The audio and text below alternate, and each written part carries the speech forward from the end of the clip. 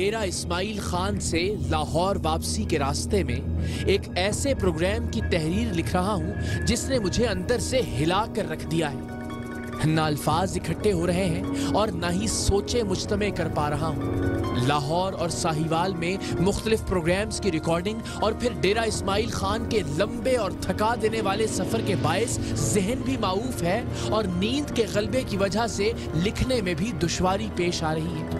چلتی ہوئی گاڑی میں یوں بھی کچھ لکھنا آسان نہیں ہوتا۔ راستوں کی ناہمواری کے باعث قلم ایک جگہ پر مرکوز ہو ہی نہیں پاتا اور آج تو محض قلم نہیں، سوچیں بھی کسی ایک نقطے پر مرکوز نہیں ہو پا رہی، کیونکہ ڈیرہ اسماعیل خان میں جو دیکھا ہے اس نے میرے دیکھنے اور سوچنے کے تمام زاویوں کو بدل کر رکھ دیا ہے۔ سریام کے اب تک کے 6 برسوں میں ایسا شاید پہلی بار ہوا ہے کہ میں نے سامنے والے شخص کے جرائم کے تمام ثبوت ہوتے ہوئے خود کو مجرم محسوس کیا ہے۔ وہ ندامت اور شرمندگی جو سامنے والے کے چہرے پر نظر آنی چاہیے تھی، اسے میں نے اپنے اندر محسوس کیا ہے۔ پاکستان کی مشہور و معروف سرکاری یونیورسٹی اور خیبر پختونخوا کی بڑی یونیورسٹیز میں سے ایک گومل یونیورسٹی ہوس پرستوں کے ہاتھوں محض ایک مذاق بن کر رہ گئی ہے۔ حالیہ برسوں میں طالبات اور خواتین اساتذہ کو جنسی طور پر ہراساں کیے جانے کے ان گنت واقعات رپورٹ ہوئے ہیں۔ متعدد افراد کو نوکری سے ہاتھ بھی دھونے پڑے ہیں، لیکن یونیورسٹی طالبات کے استحصال کا یہ سلسلہ رک نہیں سکا۔ گومل یونیورسٹی کے سٹی کیمپس کے سربراہ، dean of arts, Arabic and Islamic sciences department کے ہیڈ پروفیسر ڈاکٹر حافظ صلاح الدین بھی کئی برسوں سے طالبات کے جنسی استحصال کے الزامات کی زد میں تھے۔ 21ویں گریڈ کے یہ پروفیسر گومل یونیورسٹی کے اعلیٰ ترین 3 انتظامی عہدوں پر بیک وقت براجمان تھے، لہٰذا کہا جاتا تھا کہ جس طالبہ پر ان کی نظر ہوس ٹھہر جاتی اس کا جینا دو بھر ہو جاتا۔ یونیورسٹی کے اس طاقتور اور با اثر پروفیسر، ڈین آف آرٹس اور ہیڈ آف ڈپارٹمنٹ کو خوش کیے بغیر اپنی تعلیم کو جاری رکھنا یونیورسٹی کی طالبات کے لیے ایک ڈراؤنا خواب بن جاتا تھا۔ یونیورسٹی طالبات کو جنسی طور پر ہراساں کرنے کے الزامات کی ایک طویل فہرست تھی اور ان الزامات پر ہونے والی انکوائریز کی فہرست بھی اتنی ہی طویل تھی، لیکن ہر انکوائری میں گومل یونیورسٹی سٹی کیمپس کے 21ویں گریڈ کے سربراہ، ڈین آف آرٹس، عربی اور اسلامی سائنسز کے شعبے کے سربراہ پروفیسر ڈاکٹر حافظ صلاح الدین بے قصور ثابت ہو جاتے تھے۔ شکایات بڑھنے لگیں تو گومل یونیورسٹی کے چانسلر گورنر KPK شاہ فرمان نے ایک فرمان جاری کیا کہ پروفیسر صاحب کے خلاف طالبات کو مجبور کر کے ان کا جنسی استحصال کرنے کی شکایات اتنے تواتر سے آ رہی ہیں کہ انہیں ہر اس معاملے سے دور رکھا جائے جس میں طالبات یا خواتین اساتذہ کا ان سے واسطہ پڑنے کا امکان ہو، اور یہ بھی کہ انہیں فی الحال کوئی انتظامی عہدہ نہ دیا جائے۔ لیکن گومل یونیورسٹی کے طاقتور مافیا کی ہٹ دھرمی اور قوت کا اندازہ آپ اس بات سے لگائیے کہ اس فیصلے کو خاطر میں لائے بغیر پروفیسر صلاح الدین کو ایک نہیں 3 انتظامی عہدوں پر برقرار رکھا گیا، اور یوں طالبات کی تعلیم، ان کا مستقبل، ان کا کریئر ختم کروانے کی دھمکی دے کر انہیں فیل کروانے، ان کے مقالہ جات کو ردی کی ٹوکری کی نظر کرنے سے ڈرا کر گومل یونیورسٹی کا یہ سینئر ترین پروفیسر اور اعلیٰ ترین عہدیدار مجبور طالبات کے ساتھ جنسی کھلواڑ کرتا رہا۔ یہ اس قدر اثر و رسوخ حاصل کر چکا تھا اور اتنا طاقتور ہو گیا تھا کہ اب اسے کسی کی پرواہ نہیں تھی۔ اب یہ طالبات اور خواتین اساتذہ کی جسمانی بے حرمتی بغیر کسی ڈر اور خوف کے کرنے لگا تھا۔ کوئی انکوائری اس کا کچھ نہیں بگاڑ سکی تھی، کوئی نوٹیفیکیشن اس کا بال بیکا نہیں کر سکا تھا۔ اب اسے کسی آرڈر کا کوئی ڈر نہیں تھا، اور بس یہی وہ وقت ہوتا ہے جب انسان کا زوال شروع ہوتا ہے۔ میں ڈین آف آرٹس فیکلٹی ہوں، میں 21 گریڈ میں، اسے آگے گریڈ نہیں ہے۔ سر جاب کا سر کر دیں، لیکن جاب کے لیے مجھے پتہ سر کر لگتا ہے، مجھے پلیز سر مہربانی۔ گومل یونیورسٹی کے ڈین آف آرٹس یعنی یونیورسٹی کے آرٹس کے تمام شعبہ جات کے سربراہ پروفیسر ڈاکٹر صلاح الدین کے بارے میں طالبات کو جنسی طور پر ہراساں کرنے کی خبر جب ٹیم سریام کو ملی تو ہم نے بغیر کسی تعامل کے اس سکینڈل کی پردہ کشائی کرنے کا فیصلہ کیا۔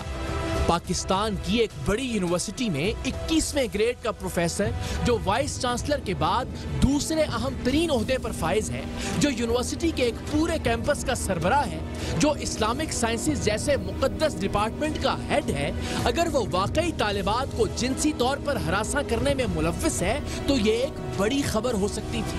سو ہم نے پوری جان لگا کر ان الزامات کی حقیقت تک پہنچنے کی ٹھانی، لیکن جب پروفیسر صلاح الدین کی تصاویر ہم تک پہنچی تو ہم ٹھٹکے۔ ایک جانب تو تاریخی اور عظیم گومل یونیورسٹی کے اعلیٰ ترین عہدے اور مناصب، اور اس کے ساتھ ایسا حلیہ کہ کوئی بھی محض انہیں دیکھ کر ان کی شرافت اور پاک بازی کی قسم کھا لے، لہجہ ایسا کہ کوئی بھی بغیر تحقیق اور ثبوت ان کی بات پر یقین کر لے، عمر کا وہ حصہ کہ الزام لگانے والا خود شرمسار ہو جائے اور دیکھنے والا بے ساختہ کہے کہ شرم کرو، تمہارے باپ کی عمر کے ہیں۔ ایک بڑی خبر کے حصول اور یونیورسٹی طالبات کو جنسی استحصال سے نجات دلانے کی اس متوقع مہم کی آدھی ایکسائٹمنٹ پروفیسر صلاح الدین کی تصاویر دیکھ کر غائب ہو گئی۔ دل کے کسی کونے میں یہ یقین جاگزیں ہو گیا کہ اس معاملے میں سے نکلنا کچھ نہیں۔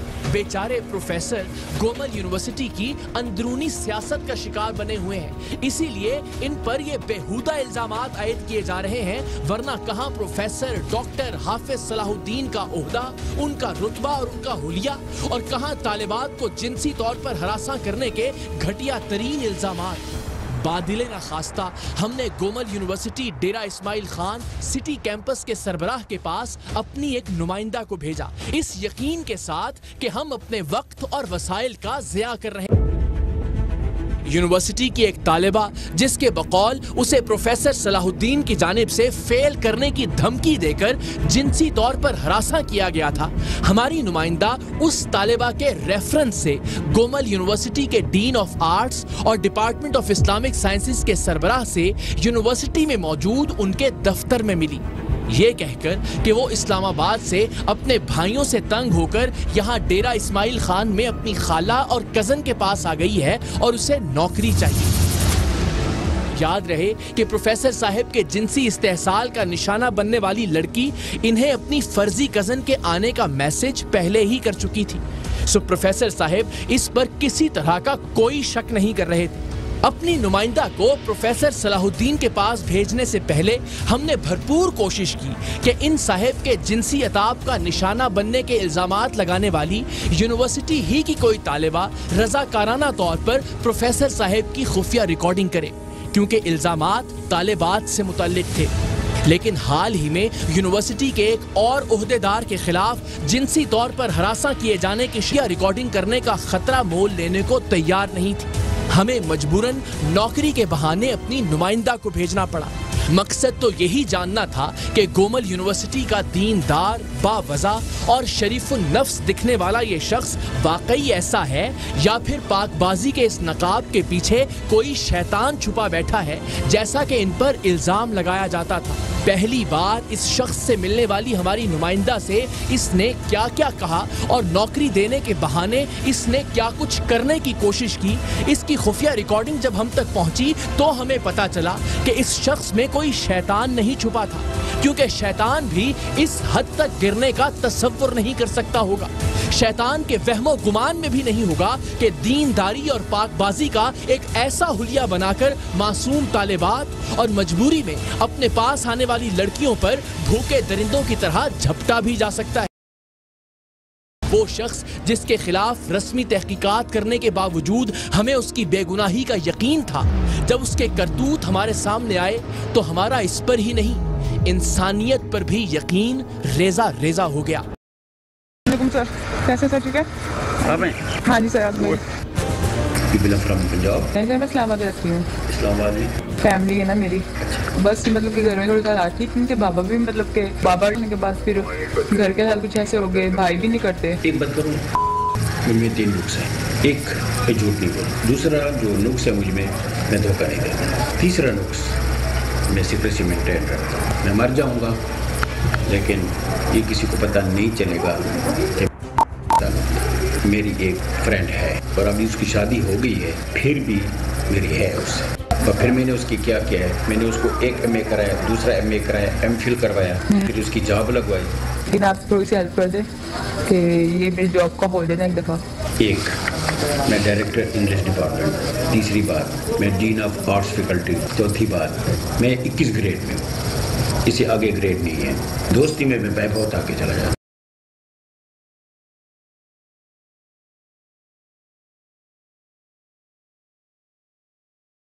پلیز نا سر پہلے جاب کا سوال کر دیں، لیکن جاب کے لیے مجھے پتہ ہے.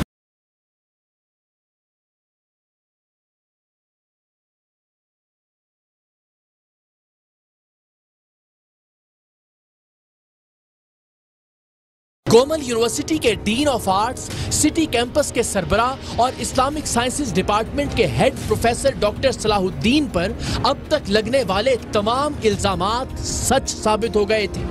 اس شخص کی ہوس پرستی اور دیدہ دلیری کا عالم یہ تھا کہ یونیورسٹی کیمپس میں اپنے پاس پہلی بار آنے والی لڑکی پر یہ بھوکے بھیڑیوں کی طرح جھپٹا تھا. تصور کیجئے یہ اپنی طالبات اور اپنی ماتحت خواتین اساتذہ کا کیا حال کرتا ہوگا. خود کو مجبور بتا کر نوکری مانگنے والی لڑکی کو یہ اس طرح سے نوچ رہا تھا تو فیل کرنے کی دھمکی دے کر یہ طالبات کو کتنا مجبور کرتا ہوگا. اس ریکارڈنگ میں خیبر پختونخوا کی گومل یونیورسٹی کے ڈین آف آرٹس پروفیسر ڈاکٹر صلاح الدین کا اصل چہرہ سامنے آ گیا تھا. سائی اور پاک بازی کا نقاب اتر کر دور جا گرا تھا. ٹی وی پر ہم اس کی گفتگو اور اس کی حرکات کا 99% حصہ چلا ہی نہیں سکتے، اور جو 1% حصہ نشر کیا جا سکتا ہے بس آپ اسی سے اندازہ لگانے کی کوشش کیجئے کہ اس شخص نے گومل یونیورسٹی میں اپنی 35 سال کی سروس میں کس طرح طالبات کا استحصال کیا ہوگا. جو شخص اتنے اہم مناصب پر فائز ہو کر اور عمر کے اس حصے میں ہرس اور ہوس کی اس منزل پر تھا، سوچئے اس سے پہلے یہ کیا کچھ نہیں کرتا ہوگا. ہم نے تو اس کا اصل چہرہ اور نہ جانے کیا کیا کچھ دیکھ لیا تھا. اب اسے آئینہ دکھانے کی باری تھی اور یہ بھی دیکھنا تھا کہ اپنی یہ ویڈیو دیکھنے کے بعد ان صاحب کا رد عمل کیا ہوتا ہے. ان پر لگنے والے جنسی استحصال کے درجنوں الزامات کے پایہ ثبوت کو پہنچنے کے بعد ان کے خلاف کیا کارروائی ہوتی ہے. سو ہم کراچی سے لاہور اور لاہور سے 7 گھنٹے کی مسافت طے کر کے ڈیرہ اسماعیل خان پہنچے. ہماری نمائندہ دوسری ملاقات کے لیے پروفیسر ڈاکٹر حافظ صلاح الدین سے وقت پہلے ہی طے کر چکی تھی اور ان کے بے حد اصرار پر اپنی ایک فرضی دوست کو بھی ساتھ لے گئی تھی. طلبہ اور گومل یونیورسٹی انتظامیہ کے مابین اختلافات اور پرتشدد احتجاج کے بعد یونیورسٹی طلبہ اور طالبات کے لیے بند تھی، جبکہ اساتذہ اور دیگر عملہ یونیورسٹی کے دونوں کیمپسز میں موجود تھا. اپنے دفتر میں تمام عملے کے ارد گرد موجود ہونے کے باوجود پروفیسر صاحب نے ایک بار پھر دیدہ دلیری سے دونوں لڑکیوں سے چھیڑ چھاڑ شروع کر دی.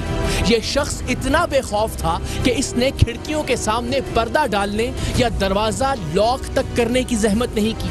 اسے یقین تھا کہ کوئی اس کا کچھ نہیں بگاڑ سکتا. آپ کی جانب کے بعد ایک اور ہوتا بھی ملا، لیکن اچھا انسان وہ ہے جو اچھا تعلق. میں نے آپ کو ایک ڈیمانڈ کی. کیا؟ یہ میری کنسرن.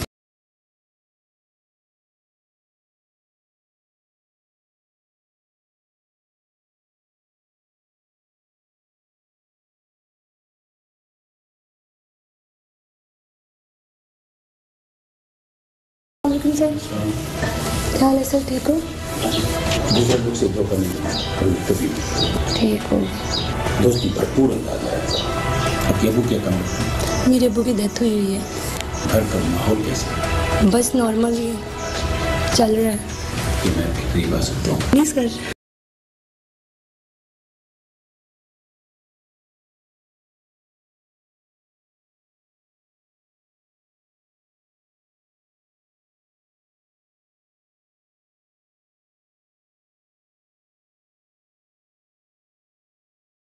اس سے پہلے کہ پروفیسر صلاح الدین کی دست درازی حد سے آگے بڑھتی، ہم گومل یونیورسٹی کے سٹی کیمپس میں داخل ہوئے۔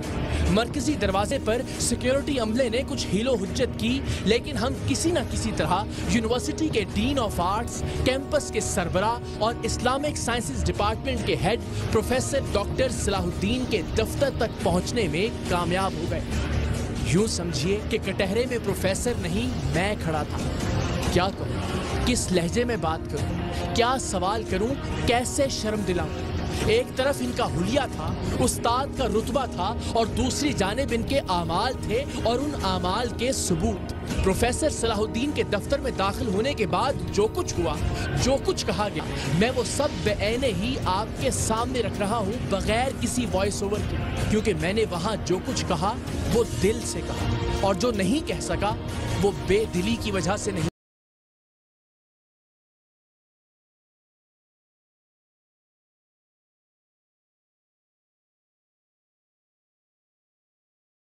کیسے مزاج ہیں آپ کے؟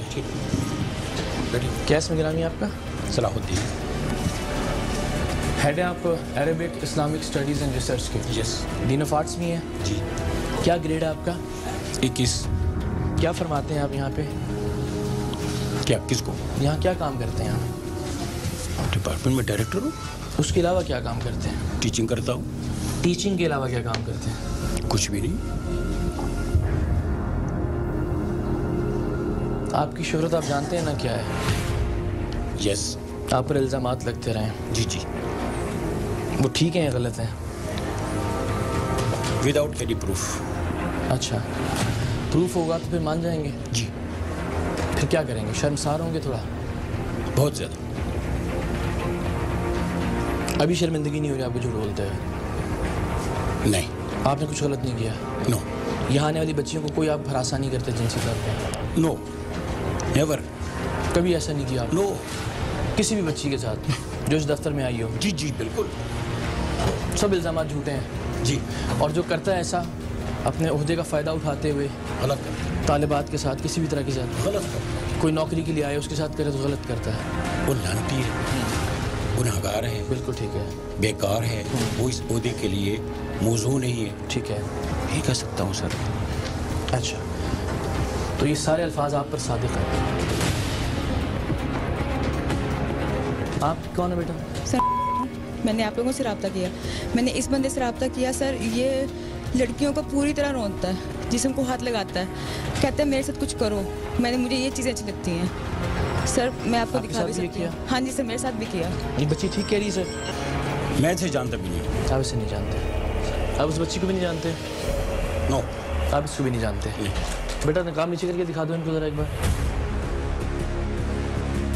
آپ ان کو نہیں جانتے؟ اب جانتا ہوں۔ اچھا جانتے ہیں جی۔ میں آپ کو عزت سے کہہ رہا ہوں کہ آپ سر عزت کا لفظ آپ کے منہ سے مناسب نہیں لگتا، بڑی غیر مناسب، آپ کا چہرہ، آپ کی حرکات اور یہ لفظ تینوں بالکل متضاد ہیں۔ جی۔ اس بچی کیا کرنے آئی تھی آپ کے پاس؟ یہ کہنے آئی ہے کہ مجھے جاب چاہیے۔ ٹھیک ہے، اور آپ نے بدلے میں کیا کہا اس کو؟ میں نے اس کو کہا کہ ڈاکومنٹس، آپ کی کیا کوالیفیکیشن ہے؟ ڈاکومنٹس سے مراد آپ کی جسمانی؟ نو، ڈاکومنٹس از ڈاکومنٹس۔ آپ ڈین آف آرٹس بھی ہیں؟ یس۔ سٹی کیمپس کے کوآرڈینیٹر بھی ہیں؟ یس۔ اور عربک اسلامک اسٹڈیز اور ریسرچ کے ہیڈ آف ڈپارٹمنٹ بھی؟ یس۔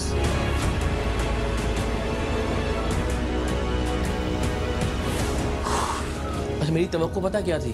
جی سر۔ کہ جب میں آؤں گا نا تو کم سے کم آپ سچ بولیں گے میں ابھی سچ بول رہا ہوں کہ آپ نے اسے کوئی اور پیشکش نہیں کی؟ نو، یہ ایک ہفتہ پہلے آئی تھی جی کہ مجھے جاب چاہیے، میرا باپ مر گیا ہے، مجھے جاب چاہیے کہیں بھی، یعنی میں یتیم بچی ہوں اور مجھے نوکری چاہیے؟ مجھے نوکری چاہیے۔ اچھا، اور اس کے کوئی ایسی لڑکی جو کسی کے پاس جائے کہ میں یتیم ہوں اور مجھے نوکری چاہیے، اور وہ اس کو کہے کہ کپڑے اتارو، تو اس سے بڑا بدبخت کوئی اور ہوگا؟ دیکھیں محترم، میں تو ایک رائے پوچھ رہا ہوں، آپ کی بات نہیں کر رہا، میں عمومی بات کر رہا ہوں، اس پہ اپنی رائے بتا دیجیے۔ اگر مناسب الفاظ آپ استعمال کریں تو بہتر ہو۔ اگر نہیں، اگر میری عرض سن لیں ڈاکٹر صاحب، ڈاکٹر پروفیسر حافظ صلاح الدین صاحب میری عرض سن لیجئے.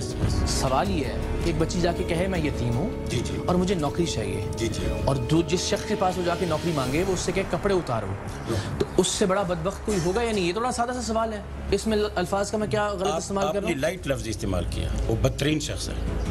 بدبخت چھوٹا لفظ ہے اس آدمی کے لیے, ٹھیک بات ہے. تو کیا لفظ ہونا چاہیے اس شخص کے لیے پھر آپ کے خیال میں؟ بدترین. بدترین بھی غلیظ ترین. اس سے گھٹیا کوئی اور ہو نہیں سکتا. نہیں ہو سکتا. تو جو الفاظ میرے لیے ہیں نا, بالکل وہ سب کے لیے. آپ پہ کیوں یہ الزامات لگتے رہے ہیں اب تک؟ پہلی بار تو نہیں ہے نا یہ الزام لگا آپ پہ یہ تو اگری کریں گے نا, ایک تاریخ ہے کہ الزام لگتا رہا آپ کے کہ آپ جو طالبات یا اساتذہ, خواتین اساتذہ ہیں ان کا جنسی استحصال کرتے رہے. الزام تو ہے نا, یہ تو ایک حقیقت ہے. لگتا رہا آپ پہ, اس کی کیا وجہ آپ کے خیال میں؟ جیلسی.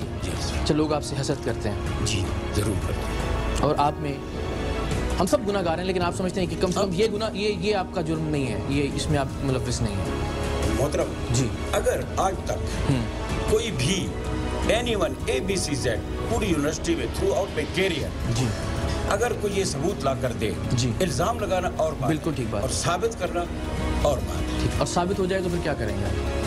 جو سزا آپ اپنی سزا خود تجویز کریں. اگر آپ کہتے ہیں کہ ثابت ہو جائے, جو بھی الزامات آپ پر لگتے رہے, وہ الزام اگر ثابت ہو جائے تو پھر آپ کی کیا سزا ہونی چاہیے؟ کیا ہونی چاہیے؟ ڈپارٹمنٹل انکوائری ہونی چاہیے. سمپل, وہی تو انکوائری تو ہوتی رہتی ہیں اس میں. ڈپارٹمنٹل انکوائریاں, کمیٹیاں, رپورٹس, یہ تو سر یہ تو کیا ہونا چاہیے؟ آپ بتائیں کیا سزا تجویز کرتے ہیں؟ مجھے اس عہدے سے ہٹ جانا چاہیے. صرف بڑی چھوٹی سی سزا. آپ یقین کریں مجھے پہلی بار شرمندگی ہو رہی ہے آپ کے حلیے اور آپ کی وضاحت کو دیکھتے ہوئے کہ میں آپ سے کیا بات کرنے جا رہا ہوں اور میں آپ کو کیا دکھانے جا رہا ہوں, اور میں کس موضوع پہ آپ سے بات کر رہا ہوں. میں عرض کروں آپ سے, مجھے شرمساری ہو رہی ہے, آپ کو وہ کام کرتے ہوئے شرمندگی نہیں ہوتی تھی. مجھے حیرت ہے, دکھائیے ذرا. میں ایک نیچو کرتا ہوں. ہاں جی, آپ کی جانے کے بعد ایک اور کو جا کے ملا, لیکن اچھا انسان وہ ہے تو اچھا تعلق. میں نے آپ کو ایک ڈیمانڈ کی. کیا؟ یہ میری کم سے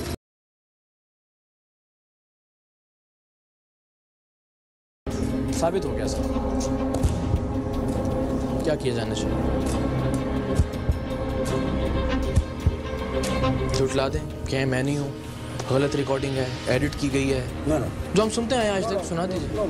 ایسی بات نہیں کرنی چاہیے. کیا کیا جانا چاہیے؟ کس پہ اعتبار کریں؟ مجھ پہ بتائیے. ابھی بھی آپ پہ اعتبار کریں. الزامات لگنے کے باوجود آپ اتنے غیر محتاط ہیں, اس سے پہلے کیا گولے کھلاتے ہیں؟ آپ نے تسلیم کیا اس میں بہت ساری چیزیں تو خود مانی ہے آپ نے, کہ وہ بچی تھی ایک جس کے گھر آپ ٹیوشن پڑھانے جاتے تھے, پھر اس کی بہن نام نہیں میں لینا چاہتا, آپ نے بتایا آپ نے اس کو یہاں لگوایا بھی, سب تسلیم کیا آپ نے اس میں. اب کیا کیا جانا چاہیے؟ کیا کریں؟ مطلب مجھے بتائیں, گومل یونیورسٹی کا سٹی کیمپس کا ڈائریکٹر, ڈین آف آرٹس, 21ویں گریڈ کا افسر, Arabic Islamic studies and research department کا ہیڈ, ماشاءاللہ باوضع شرعی تمام تقاضے پورے کرتا حلیے میں منافقت اور حرکتوں کا یہ عالم. وہ بچیاں جو لوگ اعتماد کر کے بھجواتے ہیں, وہ خواتین اساتذہ جو بڑی مشکل سے گھر سے نکلتی ہیں اس ماحول کے اندر, بڑی ہمت کر کے باہر نکلتی ہیں, وہ بچی جو نوکری کے لیے آپ کے پاس آئی ہے, یہ کرتے ہیں.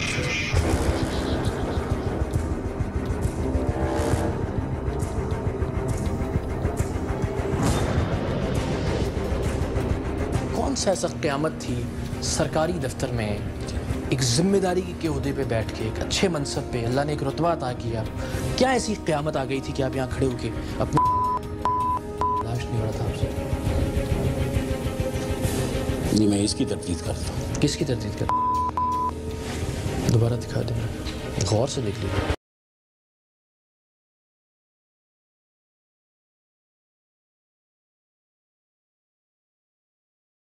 میں بڑے ادب سے سوال کر رہا ہوں کہ گھر میں آپ کے بیٹیاں بہنیں سب ہیں. اب تھوڑا بیٹھ کے میں میرے سوال کا جواب دیں. میں کیا بیٹھوں اس دفتر میں, مجھے بتائیں. ہم سب نے بھی بھیجی ہیں اپنی بچیاں بیٹیاں یونیورسٹیز میں, کالجز میں, اور آپ جیسی شخصیات اگر بیٹھی ہوں آگے تو یہ تو بری بات. سب الزامات ٹھیک تھے اس کا مطلب آپ پہ.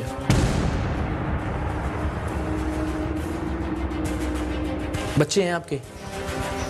کیسا محسوس کریں گے وہ جب اس کو ٹیلی ویژن پہ دیکھیں گے؟ تو یہ کون سی ڈیوٹی تھی جو آپ کر رہے تھے؟ یہ ڈیوٹی نہیں ہے، یہ ہوس ہے، انسانی ہوس تو ممکن ہے، شیطان آ گیا تھا۔ اگری کر سکتا ہوں۔ آپ سے بڑا شیطان کون ہے جو آپ پہ آ گیا ہوگا؟ مجھ سے بڑا شیطان تو وہی تھا جس نے آدم کو اور بلایا، کسی نے۔ سب اس پہ ڈال دیں، ہمارا کوئی قصور نہیں، ہر چیز شیطان پہ ڈال کے بری ذمہ ہو جائیں آپ۔ میں حلفاً کہہ رہا ہوں اس وقت کہ مجھے آپ کے چہرے پہ کوئی شرمساری محسوس نہیں۔ بچیوں کے نمبر بڑھانے کے لیے، ان کو پاس کرنے کے لیے، خواتین اساتذہ کو فیورز دینے کے لیے کیا کیا کچھ نہیں کرتے ہوں گے آپ یہاں پہ؟ ایسی کوئی چیز میرے پاس نہیں، یہ کیا ہی نا، یہ میں خود کا، اس سے برا تو کچھ بھی نہیں ہو سکتا نا کہ یہ 3 بچی آ کے کہہ رہی ہے میرا باپ فوت ہو گیا، مجھے نوکری چاہیے، اس کی ضرورت میں یہاں آئی ہوں۔ I am not a permanent authority. Perfect. آپ منع کرتے، سر پہ ہاتھ رکھ کے کہتے بیٹا میرا کام نہیں ہے، یہ چلے جاؤ، میری بیٹی کی عمر کی ہو تو۔ اگر کوئی آئی بھی ہے جی میں آپ کو بتاؤں تو آپ یہاں کھیلنا شروع کر دیں گے اس کے ساتھ؟ ایک عام بچی، یتیم بچی آئی تھی نا آپ کے پاس، گورنر صاحب نے آپ کو کسی بھی ایڈمنسٹریٹو پوسٹ پہ رہنے سے منع کیا ہوا ہے؟ جی ہاں۔ تو پھر آپ کیسے ہیں اس پوسٹ پہ؟ آپ کوآرڈینیٹر بھی ہیں، یہ بھی میرے خیال ایڈمنسٹریشن کی پوسٹ ہے، بطور سربراہ ہیڈ آف ڈپارٹمنٹ بھی یہ بھی ایک ایڈمنسٹریٹو پوسٹ ہے، تو پھر کیوں ہے آپ پہ اتنی مہربانی؟ میں سوچ یہ رہا ہوں 61 سال کی عمر تک آپ یہ کر رہے ہیں، آپ کے کریئر میں آپ نے کیسا کیسا بچیوں کے ساتھ ظلم کیا ہوگا۔ میں تو اب صرف یہ تصور کر رہا ہوں سر جی کہ سینئر آپ نے فیکلٹی ممبر کہا تو میرے ذہن میں آ گیا کہ لیکچرر سے لے کے پروفیسر اور پھر آگے آگے آگے آگے وہ بچیاں جن کو نمبر چاہیے ہوتے ہوں گے، وہ بچیاں جنہوں نے پاس ہونا ہوتا ہوگا، وہ اساتذہ خواتین جن کو ظاہر ہے موقع، ان کے ساتھ کیا کیا کچھ کیا ہوگا آپ نے اپنے 35 سال کے کریئر میں۔ ڈاکٹر صاحب بالکل علمی گفتگو پہ آ جائیں کہ ہم کیوں ایسا روپ دھار لیتے ہیں کہ لوگ ہمیں بہت پارسا سمجھیں اور بہت نیکوکار سمجھیں، اور مجھے باخدا اس پہ کوئی اعتراض نہیں ہے کہ ذاتی زندگی میں کوئی جہاں منہ کالا کرے، ہم بار بار یہ بات کہتے ہیں، اس سے کوئی فرق نہیں پڑتا، لیکن آپ کے منصب کا، آپ نے کہیں اپنے ذاتی زندگی میں کچھ بھی کیا ہوتا، خدا کی قسم میں اللہ کو گواہ بنا کے کہہ رہا ہوں کبھی اس پہ پروگرام نہیں کرتا، نہ ہی میرا یہ حق تھا کہ میں اس پہ پروگرام کرتا، لیکن جب آپ ایک سیٹ پر موجود ہیں، جب آپ ایک ذمہ داری پر موجود ہیں، جہاں آپ استحصالی پوزیشن میں آ گئے ہیں کہ آپ کسی کا استحصال کر سکتے ہوں، کسی بھی لالچ کے زمرے میں ہیں، کسی خوف کے ڈر سے، ایک بچی ہے اگر اس کو فیل ہونے کا ڈر ہے، ایک عورت ہے جس کو نوکری ملنے کا لالچ ہے، تو پھر یہ زیادتی ہے، پھر یہ ہراسانی ہے جنسی طور پر۔ آپ سے گفتگو کی جاتی کسی سیمینار پہ خواتین کے حقوق پہ، آپ سے گفتگو کی جاتی کہ جو لوگ اپنی پوزیشن کا ناجائز فائدہ اٹھاتے ہیں خواتین کو استعمال کرنے کے لیے، تو آپ بڑی بہترین تقریر فرماتے ہیں، مجھے یقین ہے۔ ذاتی زندگی میں ہم سب مجھ سمیت سب لوگ بہت گناہ گار ہیں، لیکن کسی دوسرے کو مجبور کر کے، اس کی مجبوری کا فائدہ اٹھا کے اس کی اجازت تو نہیں دی جا سکتی، نہ دی جانی چاہیے، کہ جب خدا نے ایک عزت، ایک مرتبہ اور ایک رتبہ دے دیا، اس کا استعمال تو پھر نہیں، تو بڑی زیادتی ہے کہ کیا ہے یہ، اس کی فطرت تو کیا ہے، دین نہیں روک سکتا ہمیں شریعت نہیں روک سکتی، ہمیں ہمارا حلیہ نہیں روک سکتا، پھر ہم شیطان پہ ڈال دیتے ہیں سب۔ اس سے بڑا شیطان، ہم سے بڑا شیطان، اس سچویشن سے بڑا شیطان ہوگا کوئی؟ تو بس اب آپ کی سزا صرف آپ کے بقول یہ ہونی چاہیے کہ آپ اپنا عہدہ، آپ کا عہدہ ختم ہو جائے، that's it. It's depend on my big boss. یار کوئی خود بھی شرم ہوتی ہے انسان کو۔ ہاں اگر مجھے کہہ دیں گے ریزائن دے دو، میں ریزائن دے دوں۔ ابھی آپ خود ریزائن نہیں دیں گے؟ ریزائن کیوں نہیں رہی؟ مطلب مجھے کیا مل رہا ہے اس پوسٹ سے؟ کچھ نہیں مل رہا تھا آپ کو؟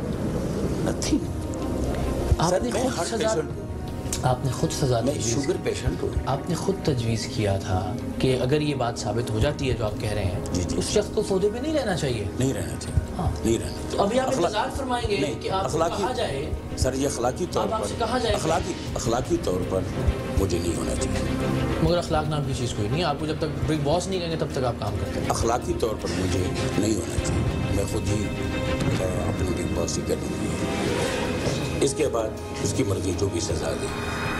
نہیں اب دیانتداری سے بتائیں، گھر میں بیٹھے ہوئے ہوتے آپ اور ٹیلی ویژن پہ آپ ایک پورا پروگرام دیکھ رہے ہوتے ہیں کہ ایک پاکستان کی بڑی یونیورسٹی، گلوبل یونیورسٹی، اس کا دوسرے ذمے کا عہدیدار ڈین آف آرٹس، ایک اسلامک اسٹڈیز کے ڈپارٹمنٹ کا سربراہ، 21ویں گریڈ کا ایک افسر، جو فائدہ اٹھاتے ہوئے ایک بچی جو نوکری مانگنے آئی ہے, جو کہہ رہی ہے میں یتیم ہوں, اس کے ساتھ یہ سب کر رہا ہے, وہ ساری ریکارڈنگز آپ دیکھتے, اس کے بعد بھی آپ یہی سوچتے کہ نہیں اس پہ ایف آئی آر نہیں ہونی چاہیے؟ بالکل خدا کو اگر نظر آ کے ایمانداری سے ایف آئی آر نہیں ہونی چاہیے. اس وقت بھی آپ اگر ٹی وی کے اس طرف اٹھے, جی اس کی کیا وجہ, کیا مانتے کیسے؟ بس میرے خیال میں اس کے لیے یہی کافی تھا, جو کچھ میں نے دیکھا ہوتا یا آپ نے دیکھا ہوتا یا اس نے خود دیکھا ہوتا. بس پھر وہ گھر جا کے آرام کرے, سکون سے ٹی وی لگائے اور انجوائے کرے بس زندگی, باقی ریٹائرمنٹ کے لیے میرے خیال میں ہاں.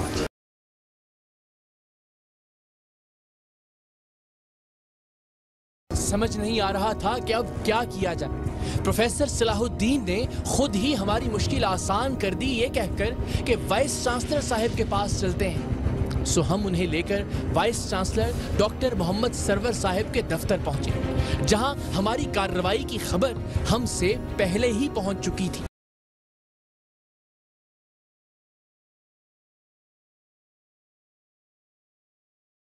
خیریت سے کیسے مزاج ہیں؟ خیریت سے آپ کا سب ٹھیک ٹھاک الحمدللہ. سر آپ کے ڈین صاحب کو لے کر آئے ہیں. جی جی.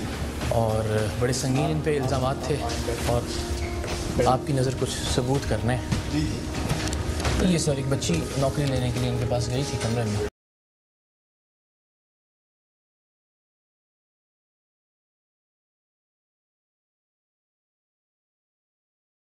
اس پہ تو زیرو ٹالرنس ہے, تو اب تو اسٹیبلشڈ ہے. جی صلاح الدین یہ سب کچھ ہوا. یس. کیا آپ کا میں نے ان سے کہا جو موقع کیا علاج کریں آپ کا. ویسے میں آپ کو یہ اقرار کے سامنے یہ کہتا ہوں, آپ کا حق یہ ہے کہ آج ہی ریزائن کر کے یہاں سے چلے جائیں. میں ابھی ریزائن آپ کا ایکسیپٹ کرتا ہوں اور آپ اپنے گھر تشریف لے.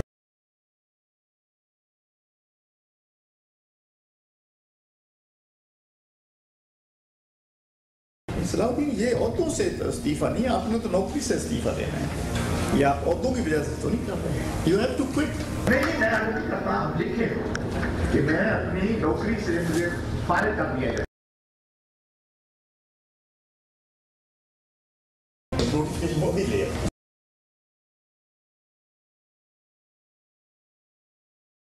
کومل یونیورسٹی کے وائس چانسلر نے ٹیم سریام کے ویڈیو ثبوت دیکھتے ہی یونیورسٹی کے ڈین آف آرٹس پروفیسر صلاح الدین کو اپنی 21ویں گریڈ کی نوکری سے استعفیٰ دینے کا کہا, اور ظاہر ہے پروفیسر صلاح الدین کے پاس اپنا استعفیٰ لکھ کر دینے کے سوا کوئی چارہ نہیں تھا. یہ ان کے اعمال کی کم سے کم سزا تھی. پروفیسر صلاح الدین نہ جانے کتنے برسوں تک مجبور طالبات کا استحصال کرتے رہے تھے. اس شخص کی وجہ سے نہ جانے کتنی لڑکیوں کی زندگی اجیرن ہوئی تھی. استاد جیسے باوقار پیشے پر یہ شخص ایک ایسا دھبا تھا جس نے اس پیشہ پیغمبری کو داغدار کرنے کی کوشش کی تھی. Vice chancellor doctor Muhammad Sarwar نے ٹیم سریام کو رخصت کیا تو ڈیرہ اسماعیل خان کے مرکزی چوراہے پر کومل یونیورسٹی کے طلباء احتجاج کرتے دکھائی دیے. ٹریفک رکا ہوا تھا, سو ہم گاڑی سے اتر کر ان سے ملے. یونیورسٹی سے جنسی ہراسگی کا خاتمہ ان کے مطالبات میں سر فہرست تھا. پروفیسر صلاح الدین کے خلاف ٹیم سریام کی کارروائی کی خبر بھی ان تک پہنچ چکی تھی. حسن بھائی آپ کی بہت مہربانی کہ آپ نے ہمیں ٹائم دیا.